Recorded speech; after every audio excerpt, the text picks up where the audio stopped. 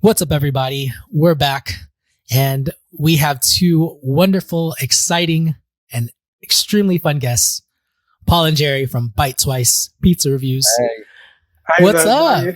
Nice to be here, man. Just saying, it's we've been looking forward to doing this for a while, so it's nice to finally actually get it nailed down, man. It's great to be here, and we have some exciting things to talk about. You all have been making moves lately, and so we have more to talk about since we've postponed the show. But before we get into all of that, I would love to hear from both of you. You know, there's one question that I always ask before, we get things rolling, and there's no right or wrong answer. Y'all can choose who can go first. What's good dough? What's good dough? What's good dough? I'll let Paul answer that first. There you go. Life's good dough right now, and good dough is life. Damn. That is so profound. I don't think I can top that one. Jesus, sweet Lord. Sweet Lord. Do you know what is good though? Paul's prophetical, quotes like that. My God, I take my hat off to you. He's won that. I'll refrain. Let's do it. All right. Yeah, man. So, I wanted to start this off with just asking how you two met, because you two are clearly the face, the geniuses behind Bite Twice. And I want to know your backstory, but more specifically, how you two, know each other. Cycling was our bond. It was our glue. It was basically what bound us to be together as a pizza reviewing duo after time. Now, so I run a cycle training provider. I trained Paul to become a cycling instructor about 10 years ago. And basically we basically realized that, that's not really much fun, but reviewing pizzas on the other hand, reviewing pizzas and swearing a lot in front of an iPhone, that is really good fun. And here we are 10 years later, but we've always worked together and just been very close friends. Yeah, and over COVID, a lot of our work dropped off, so we just both had a lot of spare time, and it seemed like a fun idea. Just go cycle around London reviewing 6 or 7 pizzas, in an afternoon. Man, in the early days, honestly, we used to be like these pizza guzzling machines, man, and we'd get about sometimes like 8 or 9 reviews done in like a 6-hour period. Man, tell me about it. The thing is, we've said this since now. I mean, 18 months on in our journey. We can't do it anymore. But when we first started, we would just literally devour. And honestly, we'd have half the pizza each, eating the crusts, everything, man. It was like a full on, like, I don't know how we did it, man. I guess we were working out pretty hard at the time as well. We had made this gym at this old work. So our thing was to meet at the gym, or this lockup that was basically out of use because COVID had dried the business up. And we just worked out for like an hour and then basically hit about 8, 9 pizzerias. It was a fun time. Yeah. That's how it all began. Yeah. Yeah. So that's how you did it. Cause I was wondering, you all eat a lot of pizza. Yeah, I mean, London is very cycle friendly, man. Really easy to get around. In fact, it's the quickest way. So we would literally be able to sort of go to one place, look on our iPhones. Oh, this place is 2 miles away. We know we're going to be 15 minutes on our bicycles. Put the call in. By the time we got there, the pizza would be ready for us to then go out and review it. And then literally we'd be putting a call on for another place. That was like, it's kind of part of the challenge to see if how quickly we get from A to B and stuff like that. So yeah. So it's very easy to get around London basically on a bicycle basically. So it enabled this. Do you know what I mean? Us to sort of do as much. Yeah, we had it down to quite a slick operation. I mean, we still cycle everywhere pretty much wherever we go, unless it's out of town. Yeah. We're going to talk about the out of town experiences later, but just before we go on there, it could have been Bite Twice burger reviews, which, if you ask me, has a little bit more of a fun name to it. But why pizza? Do you know what, man?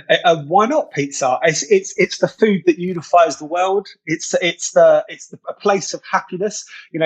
So we just honestly we both love pizza. I'm Italian. Paul's an adopted Italian, an Irishman who we basically brought into the fold. So why not pizza? We've been watching a lot of Portnoy over lockdown as well, and I guess in later reviews we tried to move away from that. But so I guess we're like, why is nobody in London doing this? And so we did. In honesty, when we first started, we knew we liked pizza. mean, Paul's from Bakerstock, but certainly for me, it's just I've eaten pizza. I know what we've learned in the last 18 months to 2 years has been mind blowing. From our journey started off as us doing this, and it was like you said, we picked pizza to do Jerry and Paul basically as like our outlet, as our creative outlet. But actually, what we then learned was how this world of pizza, that as far reaches as America, where with the mayor, for example, how we met, this journey's taken us. It's just opened our sort of minds to what's out there and what people are doing. So basically, I think we chose pizza, then pizza chose us. And since then, we've been with some of the best pizza chefs in the world and seen how they do it. And it blows our mind, the whole process, the community around it, the passion around it. So we chose pizza initially, but then it chose us. And here we are, like a newlyweds, deep in our romance of happiness. A long honeymoon, yeah. Let the love triangle go on with the slice, man. I love it. I love seeing you guys doing this, and you guys look like you're having so much fun. Initially, though, when you all first started this, I only saw Jerry on the screen. And then I think I saw the first video where Paul was just like, all right, I'm doing lovelies. When was that conversation kind of starting where it was just like, all right, Paul, you need some screen time? It was a couple of months we just did with Jerry, Jerry behind the camera. He's such an animated character, and someone has to hold the camera, and he's got the whole Italian thing, so it made a lot of sense. He's a natural front man. And I think it was because I was going to New York to visit some family, and I just had to leverage that opportunity somehow, and that's when we started saying, well, maybe we should get me on camera doing a few reviews so people sort of get to know a little bit. Familiarized. Yeah. And now I tend to do the reviews when I'm not in town. Jerry still does most of the ones in London. Yeah. I see. Okay. That makes sense. Well, I think I was looking at the Bite Twice speed eating that you all were doing, and then people were like, Paul's on the show. Let's get more of them. And I was just like, you guys are listening to the fans, giving them what they want. Y'all are rock stars, man. Well, what kind of rock stars would we? If you're looking at us from America, kind of what British band would you label us as? If you had to British band. Oh, that's not a fair question because I don't listen to British bands other than the Beatles. But hey, you said it. Oh my God! Did you just say? Did you just fishing for that answer? You got it. Nailed it. Hot take. I didn't even have to say that. Bite Twice is just like the Beatles. Oh my goodness. Interview over. You heard it here, man. We have a lot more to cover in this episode of the What's Good Dope podcast. We're going to talk about how with great fame comes great responsibility. And so there's a lot more to uncover in this episode, so please stick around. But first, we are going to do a quick word from our sponsors. The What's Good Dope podcast is sponsored by Ooni. Ooni is an amazing pizza oven company. They do accessories, they do groceries, they do everything for this amazing pizza community to really help pizza makers like you and me level up. Their ovens get up to 900 degrees in just 20 minutes. I've seen it myself. And at that point, I'm ready to cook some amazing looking pizzas. If you're looking to make pizzas on the weekends, for dinner, or if you're looking to start your business and want to get those practice reps in, you got to get an Ooni. Now, I have this affiliate link in the description. If you ever think about purchasing an Ooni, if you're thinking about buying some accessories, and you want to help support the show, please use that affiliate link. There's no difference in price when you use that link, but when you do use that link, I get a commission for the sale. That's simply it. I appreciate the love and support for you listening to this podcast, and if you want to say thank you and you got to buy an oven anyway, please use that link. All right, now let's get back onto the show. So you said earlier, Dave Portnoy was kind of you guys were watching him. Was he kind of the inspiration for this, would you say? Initially, right, and the reason being, he did this one when he came here a few years ago, just before COVID, and I think he did it to mock the kind of UK pizza scene. And it's like he's wearing a top hat. He goes to a place that would be the equivalent of going to Sbarro, in New York, and like he does, in what's it called, the paper company, the office, when he goes in and he says, "Oh, this is a New York slice." I think he deliberately does that, and he went and got the worst. And I remember saying to Paul, we've got good fucking pizza. I remember we were going through the internet. I was like, no one's reviewing them. No one's reviewing them. And I guess in the early days, absolutely. I mean, in honesty, I used to think the guy was great initially. Whatever now, but and I just think for us, it was almost immediately we're like, right, how do we have to stop doing this? But then you've kind of sticking to the format. You're reviewing a pizza, but we're trying to sort of move away from and do and if it, at the very least, just do a very British version of it. So we're not trying to copy, this New Yorker doing it. I think there's definitely an inspiration to begin with. I mean, that's undeniable. And he was thoroughly entertaining during lockdown. For us to sort of go scroll through the vids, but yeah, then so literally it was like about 3 pizzas in, and we discovered life-changing pizza. And it was it was like that was when it was like, oh man, we should really do something about this. And honestly, the first 3 or 4 reviews, the first 20 reviews, we basically scrapped because I couldn't make eye contact with the camera. It's a real hard thing to do, man. It's so hard. It's to sort of and I'm used to being in a band, so I used to do that for a period of my life, and then I didn't do it for ages. And even if it's just you and your mate and an iPhone camera, so you're not talking about but it's you just all of a sudden can't look at the camera. All the things you want to say slipped out. So it took us sort of a while for us to sort of get to where we were and to sort of do it and stuff. But yeah. It's, but I guess after the mind-blowing pizza though, that was it. That was after that point where it's hooked in. I think we wanted to sort of discover pizza in London and sort of show everybody it. That kind of became that. That sums it up really well. And we met loads of people, friends that we call them friends now, and just people trying different things. And it's like Joey said, it's just we like to get people out there, and people serving up really good pizzas because there's so much of it in London. There really is. Yeah. So I guess what we tried to do is provide a platform basically for them, so they could sort of show them, and if we combined all of like a lot of the different, because we're not loyal to a chain or brand or anything like that. So if we could just showcase them, then we're doing a good thing for London and sort of pizza in general, right? You're showcasing them. You're helping out small businesses. Do you do? I've seen you do some negative reviews. But for the most part, they seem pretty positive to me. So this is a tough one because at the moment, right, it's a real tough game in hospitality. I just feel definitely right now there's a massive energy crisis. And so I'll better give a background behind that. In the UK, there's a massive energy crisis because of what's going on over here in Europe, and restaurants are like because products are becoming more and more expensive to import, and even homegrown stuff. So everything's going up. Cost of living, inflation, etc. People aren't going out, so hospitality is taking a massive battering at the moment. And I guess with that in mind, I think at the moment our job's to be positive as opposed to too negative. That's probably the best way to explain it. Obviously, if a pizza's not good, I think we just probably at the moment hold back or ask them to do it again, or anything like that. I don't think it's the right time to be laying in like in some of the ways we've done in the past, if that makes sense. Do you know what I mean? But I don't know. Maybe I'll get angry or drunk one day and then lay into a pizza. We'll post it. So who knows? I think one thing about the whole review scene, industry, business, whatever you want to do, is that I appreciate people who don't do negative, but I also appreciate people who just tell it how it is. And I feel like sometimes, that's what gets attention. Unfortunately, people love talking shit and it gets the views. And so, but at the end of the day too, it's like we have a responsibility to lift each other up. And so it's a hard place to be where you guys are at.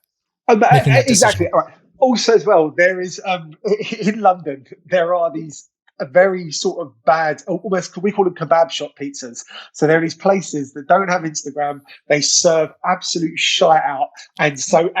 No negative review will ever affect them because they sell dollar pizza. They do not care. And we always find those occasionally with cycle pass, and we can review those and be not negative about it, because no one at their train's going to see it, and they don't care either. Because so it's very easy to pick those out and just what's going to be in that box, pure shit. Yeah, there's something like 2 toppings for $2.99. You're in for a entertaining negative review. You literally get 2 toppings, one of each, and then that's it. A slice of jalapeno and like a little cup of pepperoni, and that's it. Just wanna. Oh gosh. Okay. Well, I like to see where you guys are at and kind of some of your some of the things that are important to you, just so, we can kind of see if you guys stay true to that. I mean, you guys started off being like, whatever goes, and then seeing the whole positive side of things. I respect both of those, and I'd love to see how you guys continue the reviews and keep them interesting moving forward. Yeah. That is always a challenge, honestly. Mm-hmm. That is always how it's being able to sort of, especially because I think at the moment we've reached a phase where we're comfortable in what we do, but it's always at the back of our heads. How can we make it more visually engaging? How can we I think for us the progression is, we started flirting with other bits of other foods, but always in the gluten range. We're not, and occasionally we'll do an ice cream or something, but and the other one is to keep it visually entertaining. So before we come into reviews, Paul particularly and I will be looking around for something striking in the background to get, some form of graffiti or a landmark or something like that. Occasionally you could do a review in a back alley where it looks crap in the background, but if you keep doing that, people get bored. So, we're constantly trying to think of how to make it more engaging and how to come up with other stuff, not just the reviews. Like, one thing we're very lucky in is we get invited to a lot of pizza chefs, very well respected pizza chefs. So we can go over and do films of them and show how behind the scenes stuff, which, we know that Instagram loves and stuff. And so I guess, we're just trying to constantly work out how to keep the content interesting. Also, we just started working to sort of provide European content for At Pizza as well, which, is like a huge, opportunity for us as well to sort of get our name over in America predominantly, which is great. I saw that the other day. That's cool. Yeah. So I guess because Paul was kind of the camera person prior to, did you have any video editing experience whatsoever, or were you just kind of messing around with Instagram at the time? I had nothing. I learned it, from scratch. I'm no expert. At the start, I used to put all sorts of funny like GIFs and stuff. And I'm not sure if you remember or engaged at that point, but no one was, Paul. No one was engaged in that point. We had about 23 followers. But I learned how to edit. I use a few different apps, and I think I've got better at the filming as well. I mean, what do you think? We like to think our content is improving, and like Joey said, getting more engaging, more visually, vibrant and interesting. A couple of things. One, as you do your thing, you just get comfortable and you find your style and you know who you're talking to. Like when Jerry said, don't make eye contact with the camera, like, I don't know if you can see it now. I'm making eye contact, but shoot, maybe even like 2 months ago, I probably wasn't making eye contact as much as I am today. And it's really just having that practice and getting that repetition in makes you more comfortable with what you're doing or you're trying to accomplish. The second thing is, you guys have just been hitting it, like review after review after review. That tenacity, doesn't go unnoticed. And I don't know. I think people favor people who are consistent, or the algorithm favors it. But I'd like to hear your thoughts on how you saw this explosive growth unfolding in front of you, right in front of you guys. Like, you talked about 23 followers. Now you guys are at like 10,000. What kind of fill us in? There's been a couple of phases, right? So we hit this sort of, it seemed like nothing was going anywhere really up until the end of last year. And then basically it was kind of, we realized that Reels were the way forward, and IGTV was as dead as a donkey's butt, man. It was like, and we were doing these IG Reels, and I guess in hindsight, we look at them, we're like, they were just always too long. Like, had we have got down to, anyway, it took us almost like 9 months to sort of get to that, where we realized that was it. And then after, we were thinking, we go to all these places and all we do is review. We're missing so much content of the pizzas, of the photographs, and this and that. And it was like, I guess at that point there, we kind of started doing more of an all-encompassing sort of promotion of things that we did. Never paid promotion, by the way, of restaurants or anything like that. We go in there and you know, we do it as a service to the industry for content and stuff like that, by the way. So we'll go into places and do that. And it's at that point there, it seemed to sort of tip. And then Paul went to New York, and I think the algorithm must have got that. And then we went to Italy, and that was another boost. And then recently, again, it just sort of does. So who knows? If I knew the algorithm, we'd probably have 2 million followers. Do you know what I mean? Like at the end of the day, it is so hit and miss. But I do know that it's like. You ever done magic mushrooms? Like, it's called like waves. It comes in like floods through like, you know, it's wave. That's kind of what it's like. You know, that's what it kind of feels like. You have to ride that wave to as much as you can to sort of maximize the kind of reach that Instagram's allowing you at that point. You know. You couldn't have said it any better. The waves thing. I feel like I mean, I get like a few consistent followers every day, but like, where the numbers really jump up is like one post does well, and then all of a sudden you get a couple hundred here, or somebody shares your stuff and you're just, you know, getting dividends back from that. Yeah, we had done a video of the pizza chef in Napoli. It was Davide.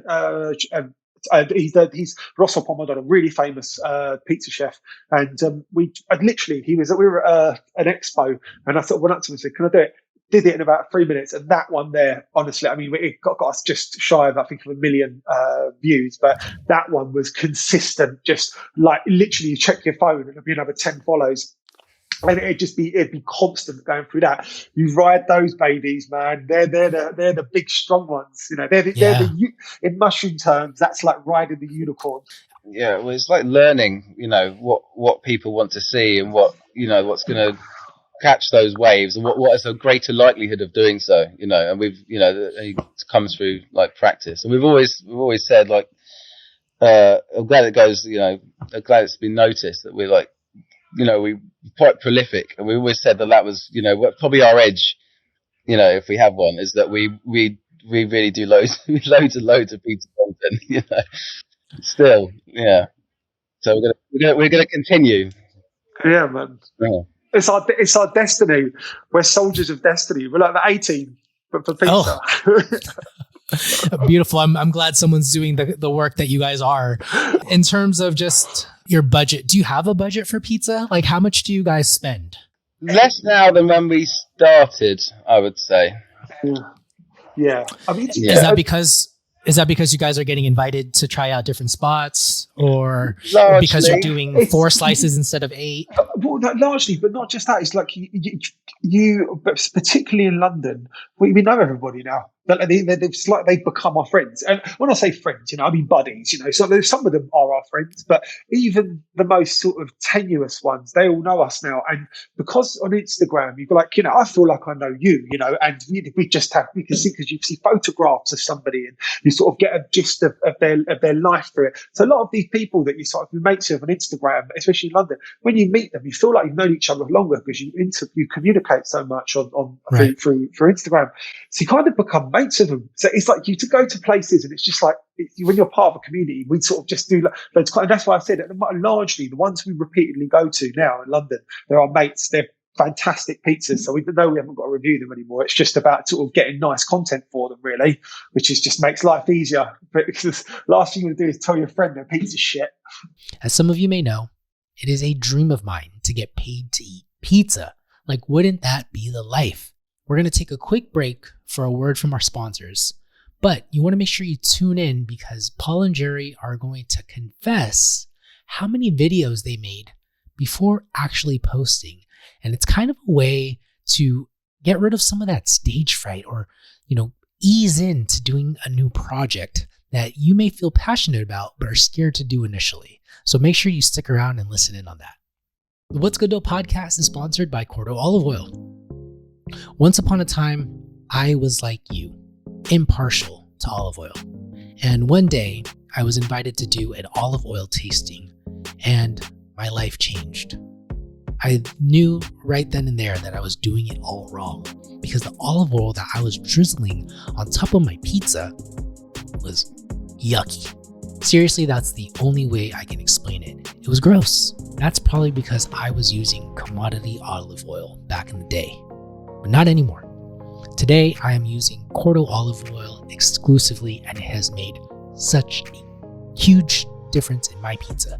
My pizzas have leveled up because Cordo uses olives that are picked at their peak. If you're still unsure about the Cordo difference, you can sign up for a free tasting if you're a pizzeria. And if you're not a pizzeria, don't worry about it.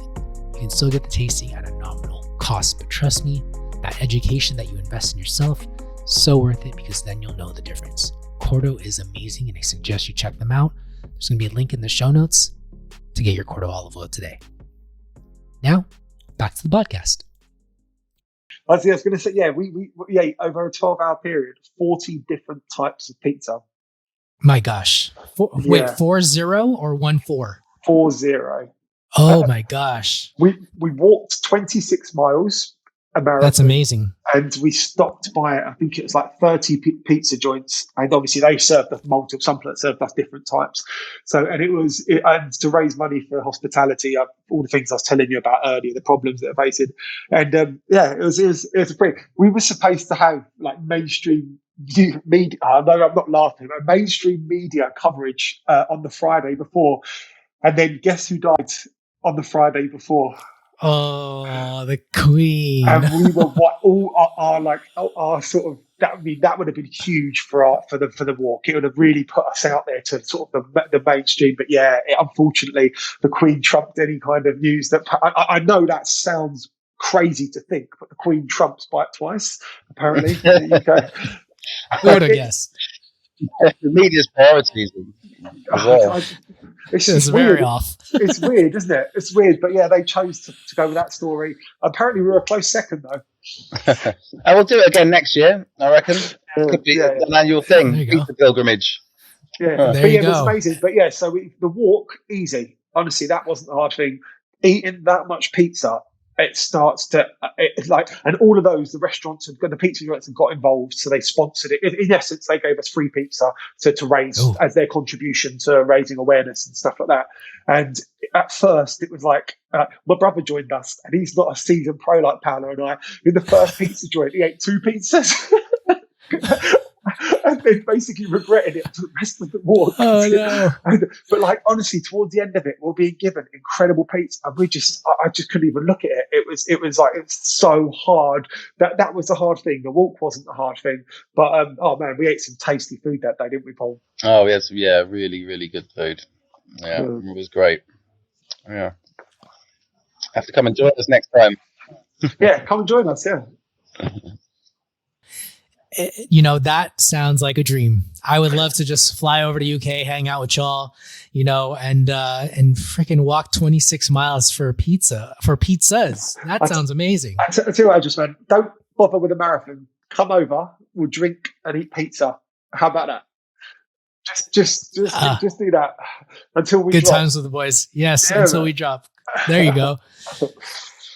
So I guess I wanted to ask you all, other than breaking out into different foods, do you see this in any sort of way becoming a full-time gig, or do you have not bigger aspirations, but what are the aspirations for this, if any? We've spoken about this. Now, Paul and I always set ourselves challenges, markers and things to aim for in terms of growth.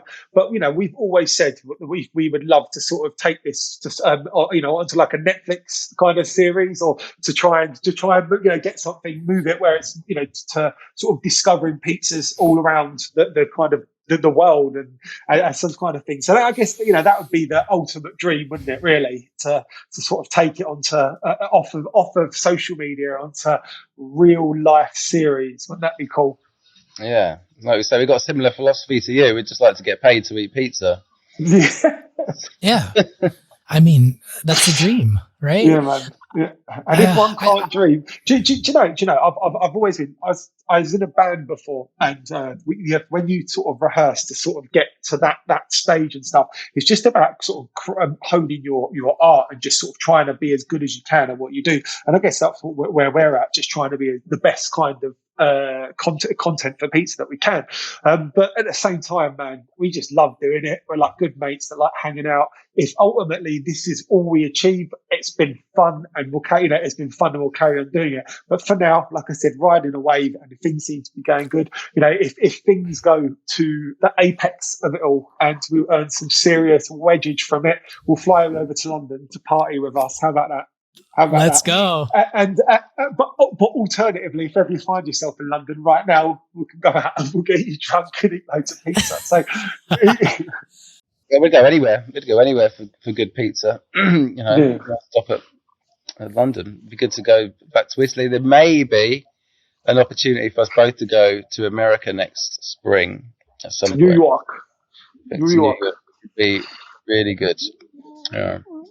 I mean, we all know that London's got the best pizza in the world, right? I'm sure. we all know that. We all know that, right? I think you guys need to fly over to Vegas for Pizza Expo. Yeah, I think you guys would have a hell of a time there, just because, all of the antics and the stuff. I feel like that's your guys' scene.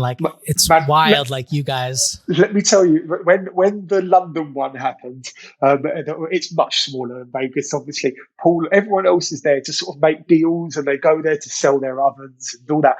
Paul and I just go and get shit faced straight to the beer stand and just drink and then walk around just getting samples off of master chefs who are there, and just putting and because we know that. But honestly, some of the more corporate people there who are there to look at us like we're an absolute fucking disgrace. We're so shit faced and falling all over. The thing is though, because this year definitely when we were there, I kind of felt that a lot of, especially everyone from the industry there knew who we were, so we're kind of getting away with it a lot more than we would have done last year, definitely.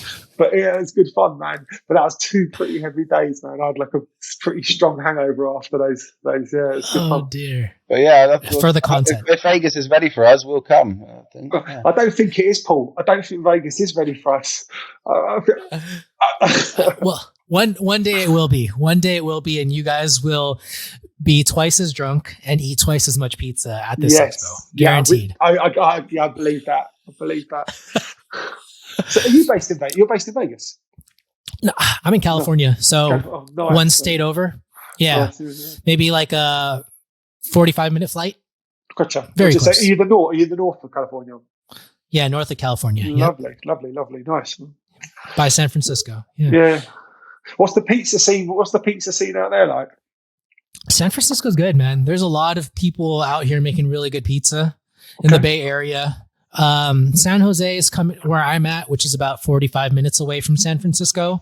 It's slowly coming up. There are people who are focusing more on the craft, but the popular stuff are just the ones that people grew up with. And I'm talking about thicker, denser crust, lots of toppings, lots of cheese, really filling. Yeah. Yeah, but I hope that landscape is changing because, I really do appreciate a more light, very more well executed pizza. Man, do you know where the amount of pizza people who run pizza businesses who say to us that people go there and they're especially particularly with Neapolitan places where they think it's not like Domino's. It's the first thing they say because they're expecting a pizza to have that kind of appearance, big, thick, lots of topping, a bit over the top. So I think even in London, there are people who are finding it, that transition a little bit awkward, Yeah. Well, and you guys, that just kind of adds on to the fact that you guys are doing good work by educating folks about, what pizza could be. And it just doesn't have to be Domino's every time. No, exactly. Although there's always time for a Domino's, man. There's always a time and a place for a Domino's. I'm not hating on the chains, man. Shit. You'll catch that pizza box in my trash can. No problem. And finished, by the way, pizza box. Do you guys have pizzerias that like stood out to you? Like, oh my God, I don't know how the next pizza is ever going to top this. Maybe each of you provide your favorite if there is one. I had one. Well, there's been a few moments like that, I suppose. I had one recently. I went to Naya in Amsterdam, which is it's on the sort of top 50 pizzerias in Europe. And the guy called Vincenzo, who we met at the Pizza Pasta Expo, that's his place, and that was incredible. But before that, I mean, there's so many. You know, Crisp in Hammersmith was a revelation because it was so different. That's the guy that Portnoy gave an 8-1 to recently, and it's changed it, like smack kick their business. For me, it's a one-man band dude who's just expanded it into a shop from a very unknown part of London called Watford. He runs, it's a guy called Tom, and he runs Vincenzo's. After I had that pizza, his is like it was when we just started sort of learning about this sort of hybrids of New York and Neapolitan and stuff, and he does kind of more on the New York side, but and honestly, I ate that and it just blew my mind. And he's actually opening up his store on Thursday, man. So I'm super excited. I haven't eaten it because it's been shut for a year, but that pizza, man, honestly, Vincenzo's pizza is incredible pizza. And that blew my mind. And then it was, it's Marco Fulzo. Do you know Marco? Have you heard of him before? Yeah, I've heard of him. Yeah, we make content for him, and honestly, nice. His that one of the perks from doing that is that we get to eat an unlimited thing of his pizzas. Right, up to 100% hydrated dough, sometimes 80% bigger. And the flavours in it, like what blew our minds is I was always under the impression you had to ferment dough for hours and hours. He does like a short ferment, but use a short fermentation, but uses pre-ferment. Like blew my mind that this dough was only like 5 hours old and it tasted sublime. And he just does these pizzas that just honestly, I mean, it blew my mind. And because it's so light, you can eat fucking so much, and it's Neapolitan, it's crunchy, it's like got a crisp to it, it's sublime, man, isn't it, Paul? Yeah, everything he makes is delicious. So it was such a good gig working with him. You know, honestly, he's a wizard. Yeah, for sure. He's on my pizza hit list. I would love to learn from him one day and even try his pizza if that's all I can do. Come to London, man. Come to London. We'll make it work, bro. For sure. Now, when you say you make content for him, like he just invites you guys over and you know has you shoot his pizza. Is there more to that relationship? This was our first ever gig that we got to sort of, you know, to sort of actually, I mean, we do content for him, so it's not, we don't keep it ourselves and stuff, so we just go in for the day and just sort of film him basically and just give him the content for him to use for it. It's our first ever, you know, Bite Twice empire outside of Bite Twice. But you know, then we do videos where, you know, then we obviously record videos ourselves of him and stuff. But no, we produce it for him because I mean his growth has been phenomenal. I mean he went up by about 80,000 in a month or something like that. I mean, wow. Yeah. He's been nonstop. But I mean, you guys, you know, you joke about it, but I definitely think there's, you know, a market for people willing to pay for you guys' services. And I would love to see that as part of the Bite Twice empire. You never know. You got it. Is there anything Italy. Oh my goodness. You guys went to Italy together? I feel like that is just a testament to how close you guys are as friends. But to be able to share that pizza in a different country, so cool. It was amazing, man. My mum and dad got an apartment just in those ways, and so basically Paul and I just went and ate, and it was in 42-degree heat. It was insane, like how hot it was. But luckily the sea's there, so we just jumped in, went hiking into the mountains, and just ate anything we could see. Man, do you know they've got proper artisanal pizza in motorway stations, in petrol stations. Wow. It's like, it's nuts, man. That's unheard of. That's unheard of here in the States. If you go to a 7-Eleven pizza, you're getting or any type of gas station pizza, you're not going to get something good. Yeah, but I mean, we loved it. We loved being in Italy. The food was amazing. The ingredients are on another planet. Honestly, the freshness of the ingredients were incredible.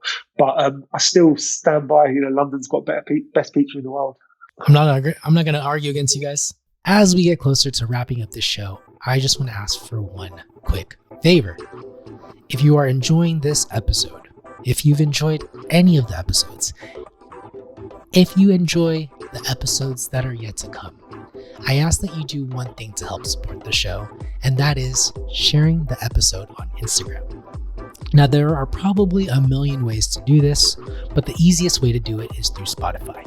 Whether you listen there or not, they make it so easy to just click the share button. They have an Instagram button, and once you click that, it'll share directly to your story. That's it. When people see it on your story, they can click that and they can listen to it right then and there. Now, before you go and do that, please remember to tag me when you do that at What's Good Dough on Instagram. That way, when I see that you've shared it, it does two things. One, it fills my heart. And then two, I'll reshare it on my Instagram stories too. I greatly appreciate the love and support. I love you. And let's get back to the show. All right. Well, there's two questions that I always ask before I end the show. Is Paul going to shame me by coming up with the best answers in the world now? Again. Yeah. We'll see. What is one mistake in pizza business or life that people can avoid? Don't take yourself too seriously. Yeah, man. Don't take. Yeah, life. Yeah, that's it. That's my one. There you go, Paul. Beat that. I was going to say consistency. I think in all those areas it's really important, and not being intermittent with not being consistent, especially with the actual making pizza and dough. Consistency is really important and quite hard to achieve from what we've gathered. So I'd say, not being inconsistent. Yeah. I mean, it could be with dough, it could be with content creation. You two are a living example of just, letting go and then just continuing to do that and posting your stuff. Oh man, you hit the shame barrier, and then you basically realize that once you've got that bar, you can just do what you want. 100%. Sorry, I do have one more question. Have there been any other challenges as food reviewers? I want to give I kind of said it earlier, but I really do love reviewing food. I just never had the confidence to do it consistently. I used to do it in the past. There used to be some bits and pieces on my Instagram and especially on my stories, but I never really was consistent with it just because I was just like, is this me? Or maybe I was worried too much, but has there been any struggle for you guys to keep putting out? Totally. The first, when you first look back at those ones, I don't know how consistent you were in the early days when you're doing that, but when you first, honestly, we went out and reviewed, I think 50 pizza joints before we even posted anything on it to sort of hone how we were going to present this package. Like I said, to originally we chose pizza, and then I thought pizza chose us for it. We were looking to have this outlet, this kind of artistic outlet, or to be a bit creative, to be a bit fun, and to basically just have kill the time because we didn't have much else to do because of lockdown and stuff like that. But if it wasn't for those 50, then we literally, most of those never saw the light of day, and some heavily edited did make some really bad reviews in the early days. I probably would have thought, oh God, I can't do this because I just don't feel like it's me. I don't feel but then what you do is the more you do it, you come into your own, and then it's you. Largely, albeit a slightly more animated version of myself, but it's definitely me that's on it now, and I think that's what took me so long to get. It had to be me. It couldn't be somebody else. It could be David Portnoy. Do you know what I mean? Otherwise, people are not going to buy that shit. It has to be you. It has to be. Do you know what I mean? I guess that's the easiest one to sort of say in the early days because you watched that and that's who we thought we had to be and stuff. But yeah, the moment we're ourselves, we got into the flow of that, and it took practice and time. Actually, it just became sort of easy, if that makes sense. But it took a lot of wasted pizza to do that. Well, not wasted pizza, wasted content to get to pizza was tasty, wasn't it, Paul? Yeah. We've always had that. We've always had like a bank of content. Really. I mean, it's got a bit thin only recently, but you've always had 2 weeks of content, like loads. There's a time we had about 60 reviews back weeks ago. We've still got, I think we've still got about 15, 20 now, but the reviews. There's enough to sort of go, and I'm sort of doing stuff and Paul's doing stuff, so there's enough to sort of see us through. But just before Christmas, I think we had 65 reviews in the bank. And loads of content other than that as well. So yeah, it's good. That's amazing. I think this is a great insight for anyone who's starting something new, that if you don't feel comfortable about doing it, make the product and then don't release it, and just kind of evaluate to figure out what you like. I mean, 50 pieces of content before actually posting one that works. I'd say, I know. And it was, but things we enjoyed doing it, and it didn't feel like it was, and back then, there were never any freebies with pizzas, so we paid for a lot of them as well. But it became kind of just a fun thing that we did. So it never felt like we were wasting time. We probably were in the grand scheme of things, but it never felt like we were. It felt like fun to do it.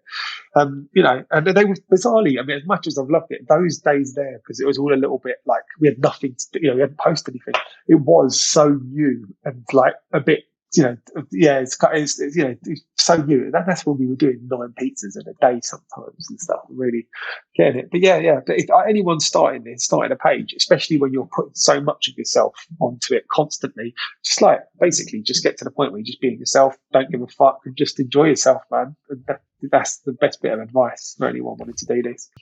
Paul, anything else you want to add to that? That sort of echo it, and just try and have fun, because if you're having fun, you're enjoying it, you want to do more of it, and B, hopefully it sort of comes through in the content, that people like to see people enjoying themselves and having fun, and I think, Jerry, that's the main goal, isn't it? To just keep having fun, enjoying what we're doing. Exactly. Beautifully said, guys. Well, I want to open up this space for you all to ask you my last question. The floor is yours. What do you want to leave the audience with today? Where does pineapple belong, Jerry? On a pizza. Thank you, guys. Follow at Bite Twice Pizza Reviews. Follow Bite Twice Pizza Reviews.